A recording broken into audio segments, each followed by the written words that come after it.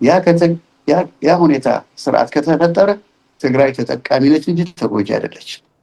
የምትጎዳው ዋን ፓርቲ ሲስተም ፓርቲና መንግስትን እንደዚህ አድርጎ አጣምሮ እስካሁን ጨፍልቆ ይዞት የነበረው ስርዓት በሚመጣው ምርጫ እንዳልከው በሪፈረንደም ይቀርብና የድሮ አብዮታዊ ዲሞክራሲ ነው የሚያወጣን ወይስ ሊበራል አቃፊ የሚለውን አቃፊ ደግሞ ፓርቲና መንግስት ይለያዩ የሚለውን በካርዱ ይቀይረዋል።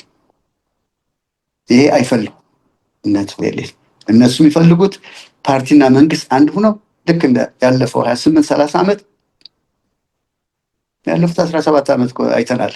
አረና እኮ ተወዳድሯል። በነሱ ምርጫ የሚሉትን ቅርጫ ነው የሚለው ያለፉት ምርጫዎች 5 ቅርጫዎች ናቸው። ምርጫ ማለት አንድ ቡት ላይ ክፍል ውስጥ ገብተህ የምትፈልገውን ሰው ፓርቲ ማርጠጥ። እዚያ ግን ንህባለች ንባ ምረጥ እየተባልክ እየተመራ ምርጫ አይደለም። ቅርጫ እንደ ስጋ ክፍት። አሁን ይሄ ይቀራል። የመንግስት መኪና የግብር ከፋይ ገንዘብ ፐርዲያም ሲበላ አያሳፍረው? ይሄ ነው የቀረው።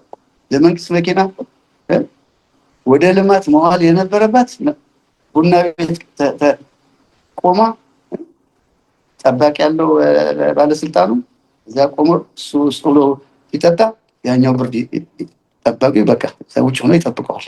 ይሄ ከዚህ ስርዓት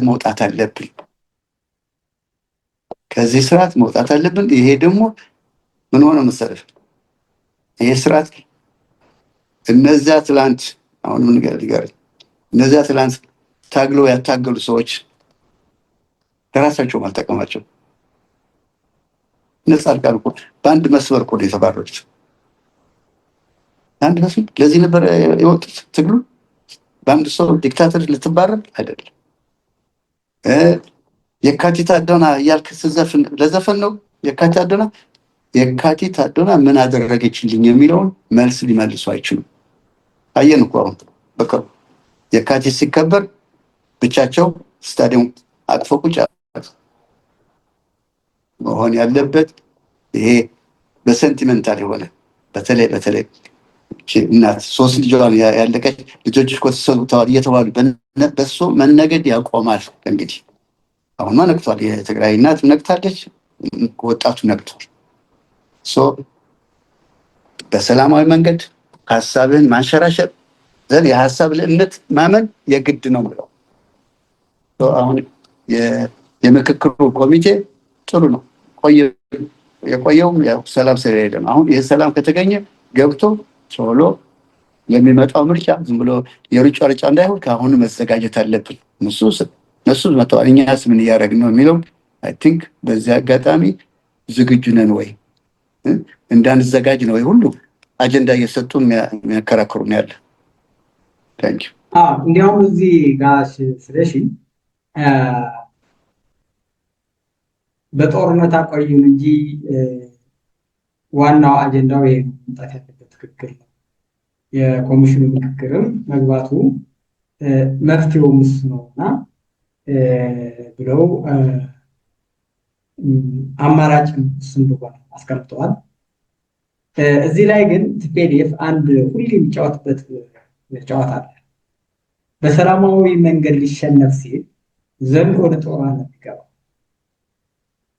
ቅድም አረና ለሁለቱም ተው በሰላማዊ መንገድ ፍቱ፣ በጦርነት የሚፈታ ችግር የለም የሚል አቋም ቢወስድም የቲፒኤልኤፍ አቋም ግን ገና ከመሰረቱ እንደምናውቀው ከገጋሃት ጋር የነበረው ከኢዱ ጋር የነበረው ከጀብሃ ጋር የነበረው ከኢሃፓ ጋር የነበረው እስቲል አሁን 2 ጊዜ ከሻዕቢያ ጋር 3 ጊዜ ነው በ77 ዓመተ ምህረት የምናውቀው ታሪክ ነው።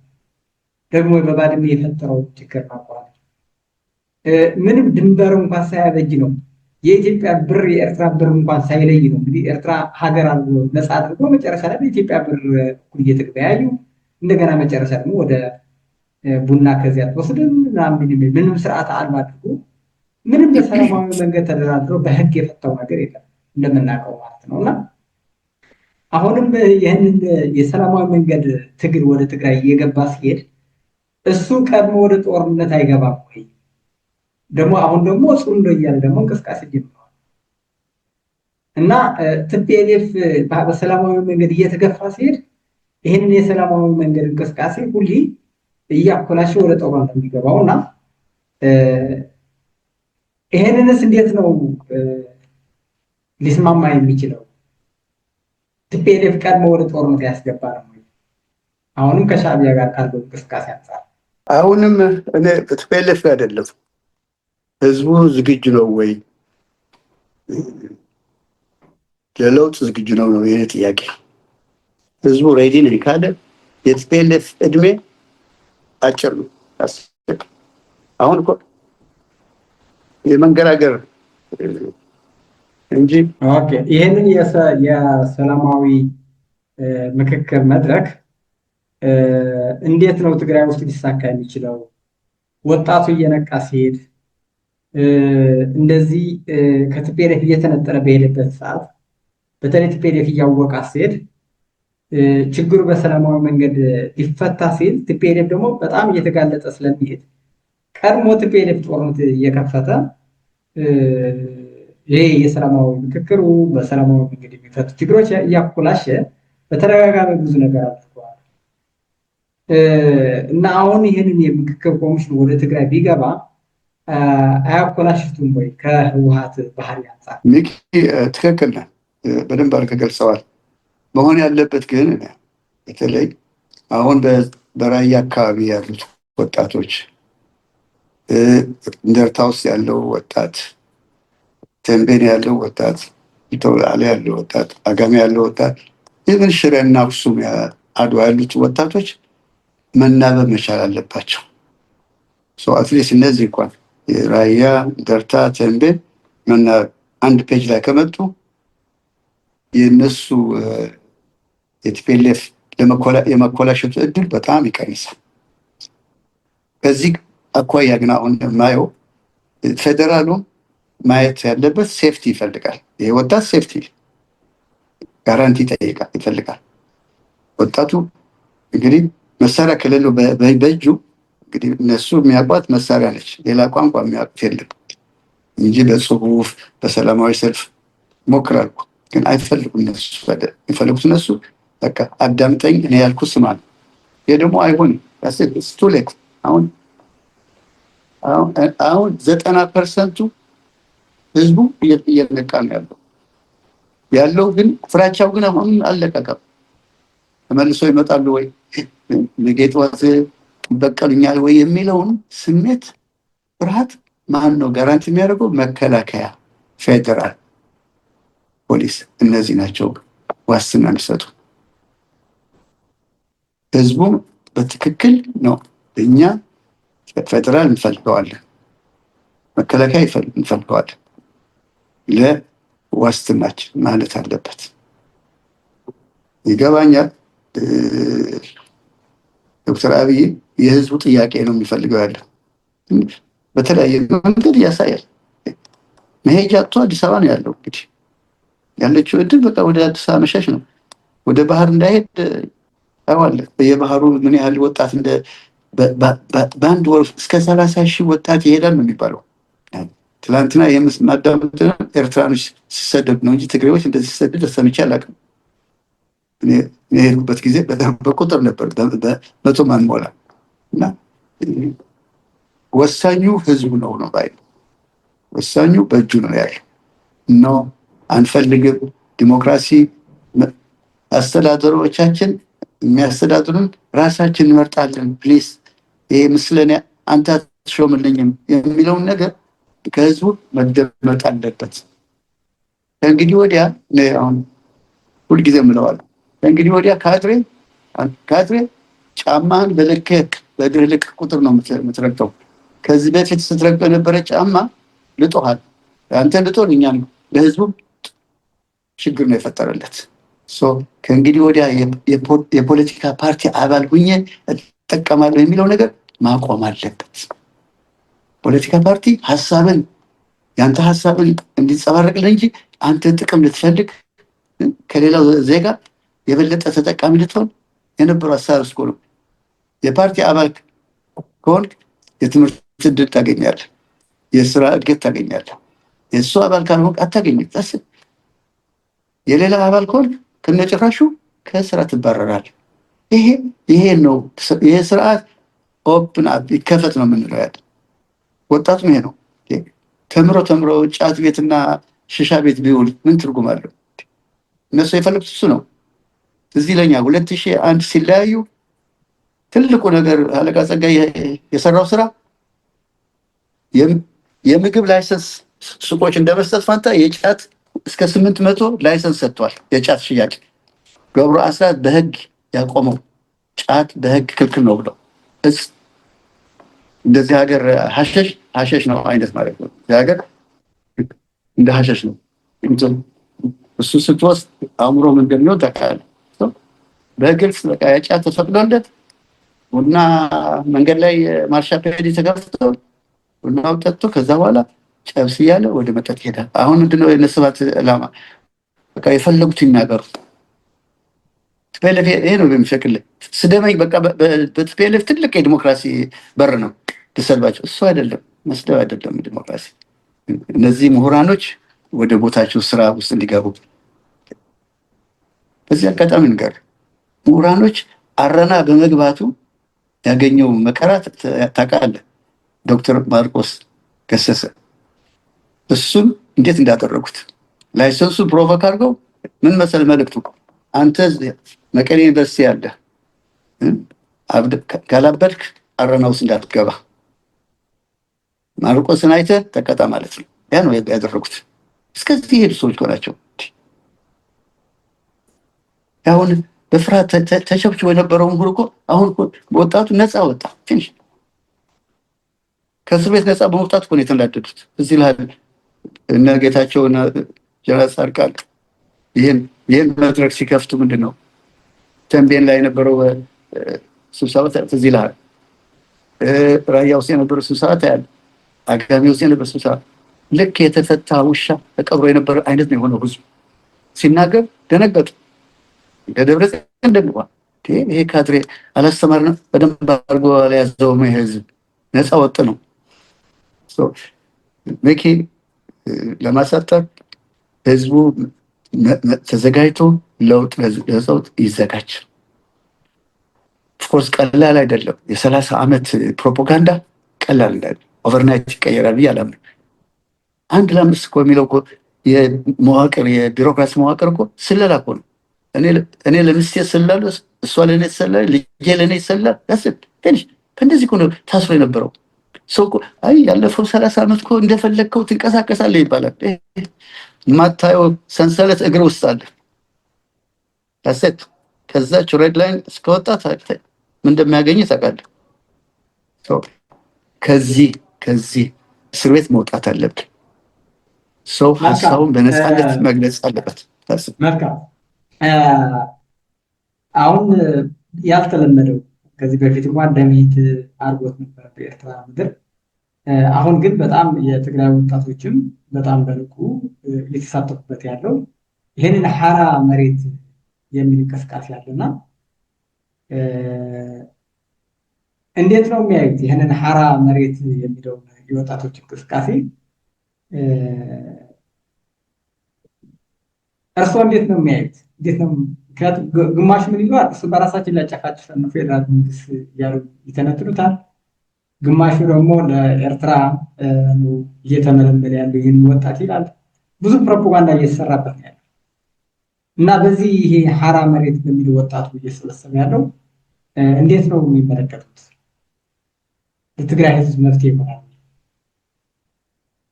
ሚኪ በእኔ እይታ ቅድሚያ የምሰጠው ሰላማዊ ትግል ነው። ሰላማዊ ትግል በሰላማዊ ትግል የሚመጣ ድል ሳስቴነብል ነው፣ ዘለቄታ አለው፣ ቀጣይ ነው።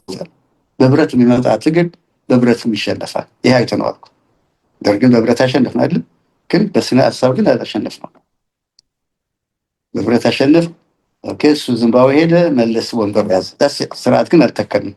አሁንም መጠንቀቅ ያለብን ኦፍኮርስ አንተ ምንም ሳትይዝ ግንባርን በጥይት ሲመታ ቀላል አይደለም፣ ግን እሱ በሚረዳው ቋንቋ መጀመሩ ደስ ይለኛል። እዛ የወጣው ትላንትና ቲዲኤፍ የነበረ እኮ ትላንትና ሲከላከል የነበረ ቲዲኤፍ ነው። አሁን ለእናንተ ነፃ ለማውጣት አይደለም የወጣሁት ብሎ ወደ ራያ መሰባሰብ ጀመረ። ወጣቱ ደግሞ ነው ከታጠቀው ጋር አብሮ ተለምዶ ተሞክሮ ይዞ ይታገላል። ይህ ግን በትክክል ካላየ ነው እርስ በርስ ሊያጋጨን ይችላል። አንተ የምትለው ይህ ትግል ራያ የወረደው ወጣት ራያ ነፃ ለማውጣት አይደለም። የትግራይ ህዝብ በእነሱ ስር የነበረውን ነፃ ለማውጣት ነው። ይህ ከራያ ጀምሮ እስከ ሽሬ ነው፣ እስከ ወልቃይት ይሄዳል። በዚህ አስተሳሰብ ካሰብነው በፖዘቲቭ አይ ቲንክ ትግሉ በአጭሩ ጊዜ ታየዋል ውጤቱ። እነሱ ደግሞ በተለይ በእነሱ ቋንቋ የሚናገር ሰው በጣም ነው የሚፈሩት። ሰላም የሚዘምረው በጣም ነው የሚደፍሩት። ይሄ ነው የምልህ። ያየነውም እሱ ነው። የአረና አባሎች በሰላማዊ መንገድ ሀሳባቸው አቅርበው ወረቀትን ይዘው ቀርበው ዱላና መከራ ነው የተቀበሉ። እንደምናውቀው ከሞተው 50 በላይ ትዳሮች ፈርሰው ልጆች ያለ አባት የእናት ቀርተው በሰላማዊ ትግል ብቻ ስተጋሩ ከ3-4 በላይ ተገድለው በመርዝም የተመረዙ ብዙዎች ናቸው እና እንዲያም አንዴ አስገደ ገብረስላሴ እየገለጸው አንድ ሚዲያ ላይ ከ3000 በላይ አስተማሪዎች ከስራቸው ከአስተማሪነታቸው ተባረዋል። እንግዲህ ያ ቤተሰብ ምን አይነት ግፍ እንደተፈጸመበት እናውቃለን። ስንቱም የአረና ደጋፊዎች ተብለው መሬታቸው የተነጠቁ ብዙዎች ናቸው። ብዙ ግፍ ነው የተፈጸመባቸው በሰላማዊ መንገድ ብቻ ሀሳባቸው ስላቀረቡ። አረና መርጣቸዋል ተብሎ ብዙ ነገር የአረና አባሎች ሰላም ብላችኋል፣ ከእነሱ ጋር ቁጭ ብላችሁ ነበር፣ ቁማችሁ አውርታችኋል በሚል ብዙ ግፎች ደርሶባቸዋልና እንግዲህ እነዚህ ወጣቶች ደግሞ ታጥቀው መዋሃድ በሚፈልገው ቋንቋ መታጠቃቸው ያው ለአንድ ሽፍታም እንደሚፈራ እናውቃለን። የቲፒኤልኤፍ አገዛዝ የታጠቀ ኃይል ምን ያህል እንደሚያሰጋቸው ያው የታወቀ ነው። ያው ብዙ ስም እየተሰጠው ነው። እስኪ ወደ ሀገራዊ ሆነው አንድ ትልቅ አጀንዳ እንግባና በሱ ሀሳባችን እናጠቃላለን። የኢትዮጵያ እሷን ለጠቃላትና በተለይ ሰላም ትግል እንዳልከው በህይወት ያሉት እንደነ ወይዘሮ አልጋነሽ ገብሩ የእግረ ሀሪባ ነዋሪ ኮይሃ ጥያቄያቸው አላነት ቤታቸው ያችን ህድሞ ቤት ለአረና ጽሕፈት ቤት ስለሰጡ ጥያቄያቸው ደግሞ ነው እሳቸውና ባለቤታቸው ከልጆቻቸው ካድሬ እንዳትመጡብን ትፔለሽ የመንግስት ግልጋሎት ግን እንዲመጣ በእሳቸው አባባል በአሁኑ ቋንቋ ፓርቲና መንግስት ሲለይ ነው። እንግዲህ እኒህ ሴትዮ ፒኤችዲ የላቸውም፣ ማስተርስ የላትም። ግን በእሷ እውቀት በእሷ ችሎታ ግን ፓርቲና መንግስት ሲለይ ነው የምትለው። እንዳትመጡብን የቲፒኤልኤፍ ካድሬ እንዳትመጡ ወደ እግረ ሀሪባ መምጣት ያለበት የጤና ግልጋሎት የሚሰጥ ለትምህርት አገልግሎት ነው። ይሄ በማለታቸው ምን አደረጉ? ትምህርትና ጤና ዘጓቸው። አንተ ግፍ እኮ ነው የተፈጸመው እዛ ቤት። እሱ ሳያልፍ ደግሞ ምን አደረጉ? ጸረ ሽብር ተብላ 17 ዓመት እኮ ነው የተፈረደባት ወይዘሮ አልጋነሽ ገብሩ። 2 ዓመት ታስራ ነው ይሄ ለውጥ ሲመጣ የወጣችው። እና እንደነዚህ ያኑ ሰዎች መከራ ያዩ ሰዎች አሉ። ወልቃይት ላይ ሁመራ ላይ በብስክሌታ ተገኝተው የሞቱ አባሎች አሉ። እንዳልኩ አብይ አዲ ሰው ገድለው አምጥተው ቤቱ አባላችን እሱ ነው የገደለው ተብሎ እድሜ ልክ የተፈረደበት ከሆነ ነበር። ብዙ ግፍ። ይሄ ግን ህዝቡ ያውቀውም አይደለም፣ አውቆ በፍራቻ ተተብትቦ ሊናገረው አልቻለም። አሁን ግን ገና ይወጣል ጉዱ። ወደሚቀጥለው ማለት ይችላል። መልካም። አዎ በጣም እጅግ ብዙ ግፎች ተፈጽመዋል። በትግራይ ህዝብ በተለየ ሀሳብ ስለነሱ ብቻ ከባድ ዋጋ ከፍለዋል።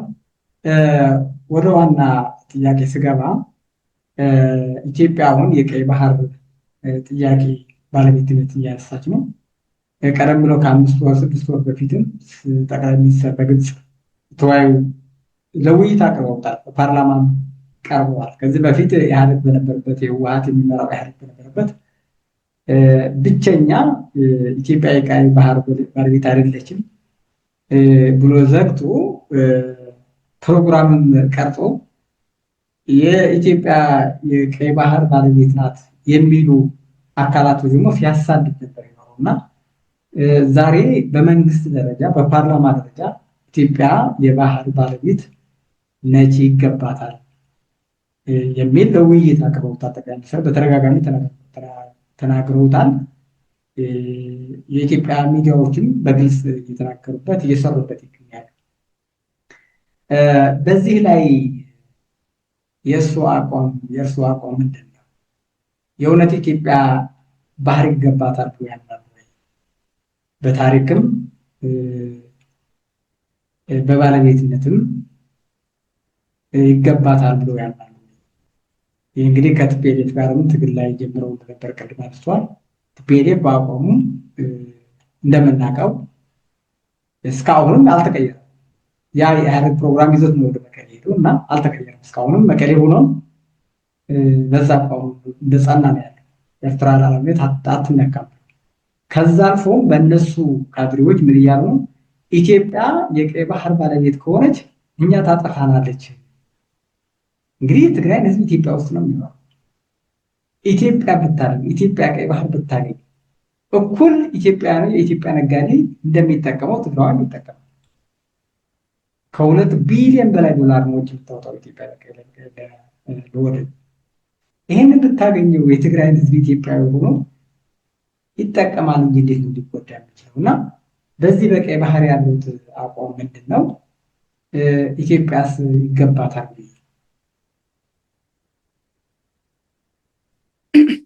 ጥሩ መቼም እኔ በአቋም ደረጃ ምናልባት ታውቀዋለህ፣ በአረና ፕሮግራም ማንኛውም ድርጅት በፕሮግራሙ ያላወጣው በፕሮግራሙ አሰብ የኢትዮጵያ ተፈጥሯዊ ወደብ ነው ብሎ ያስቀመጠ ድርጅት ካለ አረና እሱንም ደግፏል። ይሄ ጥያቄ የኛ ጥያቄ ከስንት ዓመት 17 ዓመት ያስቀመጥነው ፕሮግራማችን አሁን ኢንተርናሽናል አቴንሽን አግኝቷል። አሁን ዛሬ ያወጣው የአሜሪካ አምባሳደር ምን ነው ያለ? ኢትዮጵያ 130 ሚሊዮን ይዛ ታፍናት መቆየታችን በሰላማዊ በዲፕሎማሲያዊ መንገድ አክሰስ ዘሲ ሚንስ አሰብ የእኛ መሆን አለበት። ይህ ደግሞ በቅርቡ ታየዋለህ፣ ምንም ጥርጥር የለኝም። ለምን ብትለይ ባህሩ ራሱ በግርግር እኮ ነው ሄደው እዚህ ካለ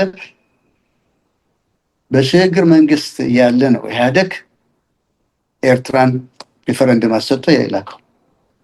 ያ ሪፈረንደም ደግሞ ኢንኮምፕሊት ነው።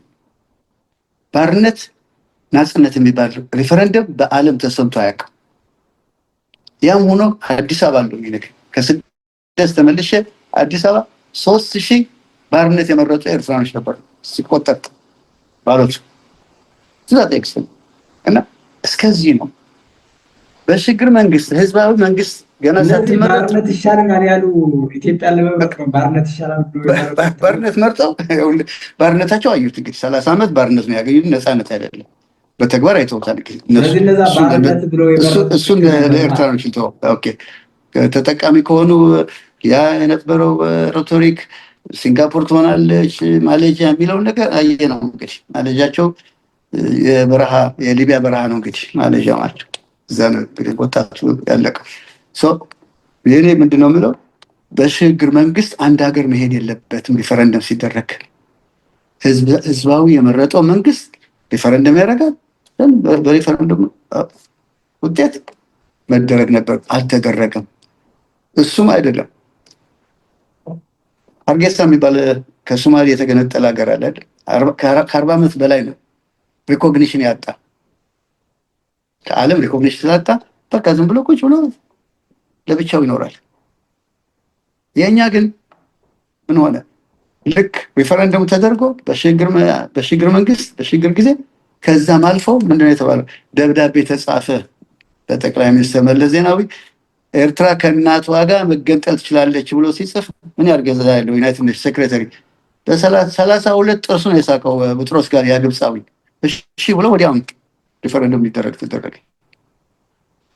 እሱም እየተደረገ አሰብ ለእናንተ አስቀሩ ሲል የነበረው ኮፊ አናን አዳማጭ አጣ። የለው ኖ ከተሰጠው ሁሉ ነው የሚሰጠው። እዚህ የሚል ከሆነ ደግሞ በጣም የሚያስገርመኝ ጠቅላይ ሚኒስትር መለስ ዜናዊ ሲጠየቅ በኢንተርናሽናል ሕግ አሰብ ማግኘት ይችላሉ ብሎ ጋዜጠኛ ሲጠይቅ ነው አሰብ መጠየቅ ማለት ናቅፋና መሰዋ መጠየቅ ማለት ነው ብሎ ኢሳያስ የማይመልሰው መልስ ነው የመለሰው። እንግዲህ አንድ የኢትዮጵያ ጠቅላይ ሚኒስትር ገዥ አስተዳዳሪ ከሱ አንደበት አዎ በህግ መብታችን ካለ መጠየቅ ይችላል ማለት ፋንታ እያለ ነው። ይችን ሀገር በነፃነት የሰጣናት እንደገና ምንድነው ሸራርፎ ሊያረጓት በሚል ነው። እንግዲህ አሰብ መጠየቅ ማለት ናቅፋና ማሳዋ መጠየቅ ማለት ነው። እንደዚህ የሚሉ መሪዎች ነበሩ። ሆነ ብሎ የተደረገ ነው እና የቀይ ባህር ጥያቄ ወቅታዊ ነው፣ የምደግፈው ነው። ለዚህ የሁላችን ትብብር ያስፈልገዋል። ጥቅሙ የሁላችን የጋራ ነው። የተለየ ብሔር የተለየ የህብረተሰቡ አካል የሚጠቅም ብቻ አይደለም፣ ለሁሉም የሚጠቅም ነው። እንግዲህ እንደ አንድ ሀገር ሲሆን ጥቅሙም የጋራ ነው፣ ችግሩም የጋራችን ነው። በችግር ብቻ አይደለም መካፈል ያለብን፣ ከጥቅም ጋር ደግሞ መጋራት አለብን እና አግባብ አለው ነው የምለው። መልካም። እዚህ ላይ ብዙ አሁንም እንግዲህ ቀይ ባህርም የኢትዮጵያ ግዛት ሲሆን ባለቤትነት ሲሆን አብዛኛው የትግራይ ነጋዴ ነው የሚጠቀመው። ሁሉም ኢትዮጵያዊ የሚጠቀመው ያው እንግዲህ በዛላምበሳ፣ በአድዋ፣ በሽሬ፣ በሁመራ አድርጎ ነው ወደ ጎንደር ወደ መሀል ሀገርም የሚመጣው። ነገር ግን አሁንም ኢትዮጵያ የቀይ ባህር ባለቤት ከሆነች እኛ ነው የምትገለን፣ እኛ ነው የምታጠፋን የሚል አመለካከት ከየት ነው የሚመነጨው? ምንጩ ከየት ነው? አሁንም እዛ መቀሌ ላይ ቁጭ ብለው ስለ ኤርትራ ሉዓላዊነት፣ ስለ ኢትዮጵያ ማንቋሸሽ፣ ኤርትራ ማንም አይነካትም እኛ እያለን ብሎ አቋም ይዞ ኢትዮጵያ ደግሞ ጠላታችንና ኢትዮጵያ ሁለት መፍረስ አለባት የሚል አቋም ያላቸው ሰዎች እና ስለነዚህ ሰዎች ይህን ያለፉት 3 ዓመት በተደረገው ፕሮፓጋንዳ የፈጠረው ነው የምለው። ያለፈው 3 ዓመት መከራ ሲመጣ ያየው ከአንድ አንግል ነው። ኢትዮጵያ እንደዚህ አድርጋ ልታጠፋን መጣች፣ 8 ብሔር ምናምን የሚለውን ትርክ ወጣቱ ላይ ብዙ ተሰርቶበታል። ግን መጨረሻ ላይ ችግሮች የሚፈቱት በሰላማዊ መንገድ ነው። እኛ ብቻ አይደለም በዛ ዓለም እንደሱ አይነት ችግር የገጠመን። ሩዋንዳ፣ ጀርመን፣ ሂትለር እስራኤሎችን የዳቦ መጋገሪያ ላይ ሲቀቅላቸው ከዚያ የበለጠ ግፍ የለም። ግን ያ ግፍ በአግባቡ ታሳ ተከፍሎ በአግባቡ ፍርድ አግኝቶ እነዚህ ሁለት ወንድማሞች የዲፕሎማቲክ ሪሌሽናቸው የጠነከረ ነው። ጀርመንና እስራኤል ምንም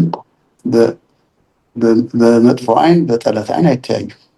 እኛም ይሄ አሁን የደረሰው ችግር መፍትሄው ነው። ዋናው የትግራይ እናት የደረሳት በደል በምንድን ነው የምትካሰው? በገንዘብ አይደለም። ለአጥፊዎቹ ሕግ ላይ በማቅረብ በዚያ መካስ አለባት።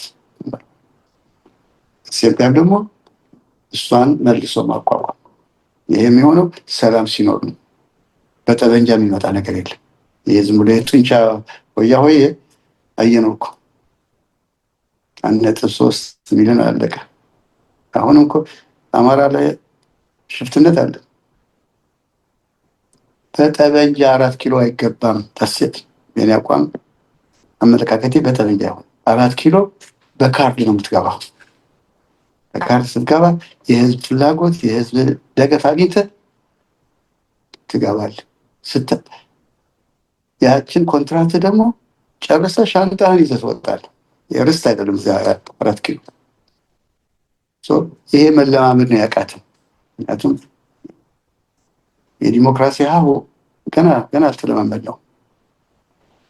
እስካሁን 30 ዓመት የለው። እኔ ያልኩ ስማ ስለሆነ መደማመጥ የሚለው ዲሞክራሲ መጀመሪያ ሀሁ መደማመጥ ነው። ሚኪ ጋር የኔ ሀሳብ ላይ ጥም ይችላል፣ ግን ሳይጥምህ አዳምጠህ በትዕግስት መስሰጥበት እሱ ላይ ነው እንጂ አንተ የሚጥምም የራስ ዘፍን ነው፣ የኔ አይደለም የሚጥምህ። የራስ ዘፈን ታኮላሸዋለህ፣ ታሞግሰዋለህ። ግን የሌላ ንግግር ግን መቻል ቶሎራንስ ይሉታል ፈረንጆች። ቶሎራንስ የሳሳ ትከሻ ነው ያለው ለዛ ዲሞክራሲ። ኮርስ ኦቨርናይት አይመጣም፣ ግን ፕሮሰሱ ጀምረነዋል። ፕሮሰሱ ሀብለን ስለጀመርነው እሱ ላይ መጨመር ነው። በተለይ አሁን የሆኑ ወጣቶች ትላንት የፈጸምነው ስህተት ገብሩ እንደሚለው ነው። ትላንት በልጅነት የፈጸምኩት ስህተት ጥሩን ብቻ እንጂ ስህተቱን እንዳትደግሙት ነው። ያለ ጡረታ ጊዜውን እሱ ከጓደኞቹ ጋር ከአረጋሽ ከአቋለም ሁሉ የሚያደርጉት አንድ ጥቅም ተመልሶ ወንበር ለማግኘት አይደለም።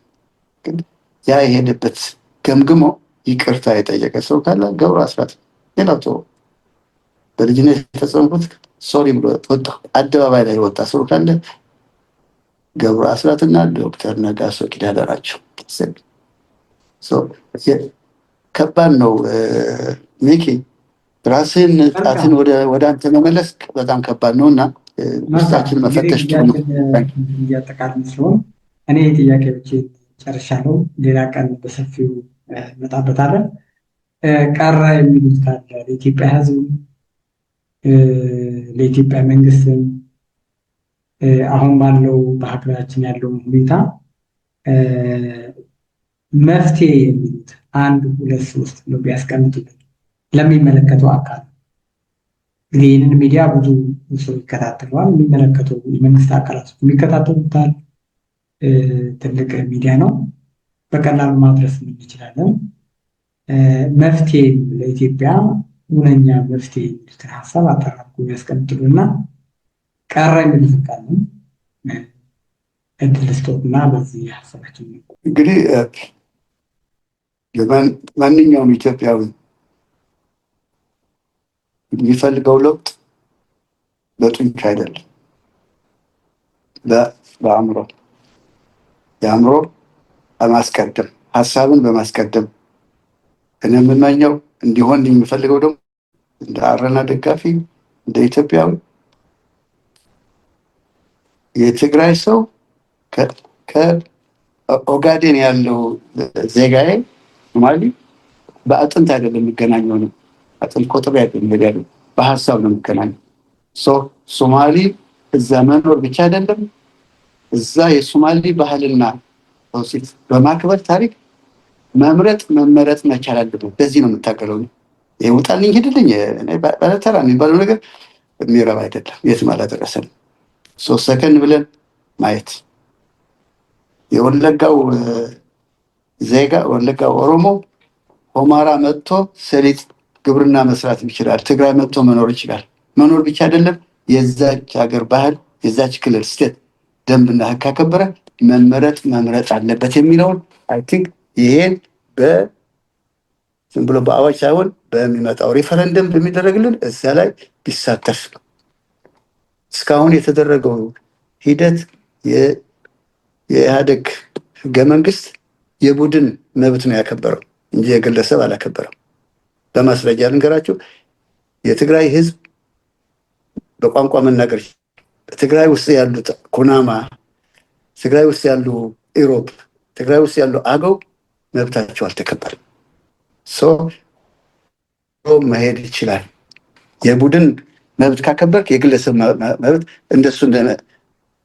እንደሱ የሚሉት በቡድን ተካቷል የሚለውን ሸፈጥ ይተውና ነው መካት ሳይሆን በተግባር ላይ የብሔር ብሔረሰቦች መብት እኔ ላየሁት የብሔረሰብ ቀን አለ። ያኔ ትዘፍናለህ።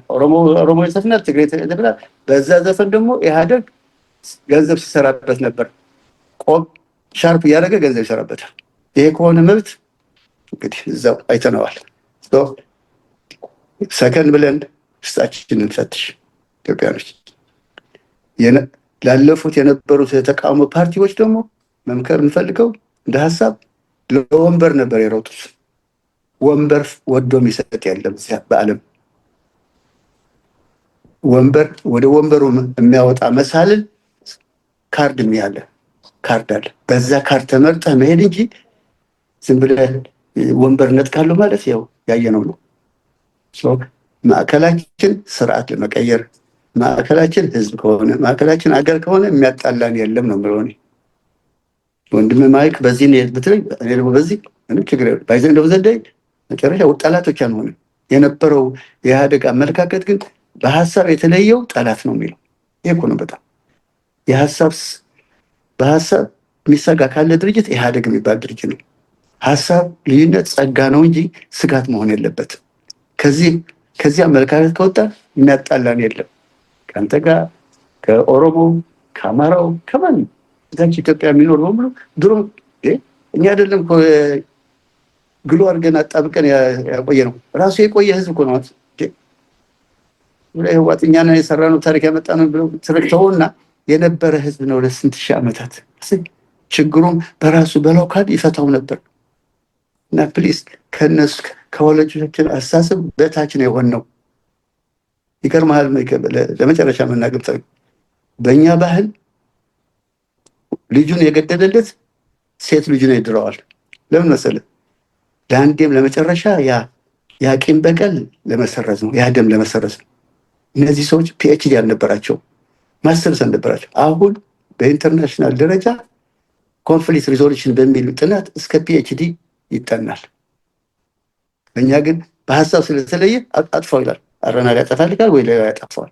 ከዚህ አስተሳሰብ ከዚህ ዙሪያ ከዚህ ሰርክል ላይ ከዚህ መውጣት አለብን ነው የምለው። በተለይ ኤሊት የምንባለው ምሁራን የምንባለው መልእክቴ ፕሊስ፣ ያ ሳይማር ያስተማረን ህብረተሰብ ውለታው አልመለስንም። አመድ አፋሽ ነው ያደረግን እና ወደ አእምሯችን ተመልሰን ያለው በሰላማዊ መንገድ ምን ያህል እንደሚሰራ ትልቅ ምልክት ነው። አዲስ አበባ ሂጃ ይቻታል። ያችን ማቃት አዲስ አበባ አይደለችም ያለችው። አሁን የአፍሪካ መናገሻ ብለን የምትኮራባት ከተማ ሆናለች። ያ ደግሞ ወደ ሌላዎች ሲስፋፋ ይሄ ሂድልኝ ውጣልኝ የሚለውን ነገር ይጠፋል። ወደ ምን ሄዳለን? ወደ ስራ። ሀገር እንዴት እንለውጣለን? ወጣት ፕሊስ፣ ይህ ቴክኖሎጂ በ21ኛው ክፍለ ዘመን ያለው ቴክኖሎጂ ልትባላበት አይደለም፣ ስራበት ነው የምልህ። ታንክ ዩ። መልካም፣ በጣም ነው የምናመሰግነው። እንደ ሶሎዳ ሚዲያም ትልቅ አክብሮት አለን። ቀጣይም እዚህ የመጡ ሀሳብ እንዲሰጡ ለትውልድም እንዲያስተምሩ ሰፊ እድል አለ። በጣም እጅግ አድርጌ ነው የማመሰግነው። የሶሎዳ ሚዲያ ተከታታዮችም ብዙ ነገር አትርፈዋል ብለን ተስፋ እናደርጋለን። የሶሎዳ ሚዲያ እዚህ ጋር ያላችሁ ሼር እና ሰብስክራይብ አትርሱ። ሚዲያችንን አሳድጉት። የተለያዩ ሀሳቦች እዚህ መጥተው በነፃነት ሀሳብ መስጠት ይቻላል። ለነበረን ጊዜ ከልብ ለማመሰግነው። ቻናል ሰንብቱ። እኔም አመሰግናለሁ። ኒኪ የነገ ሰው ይበላል።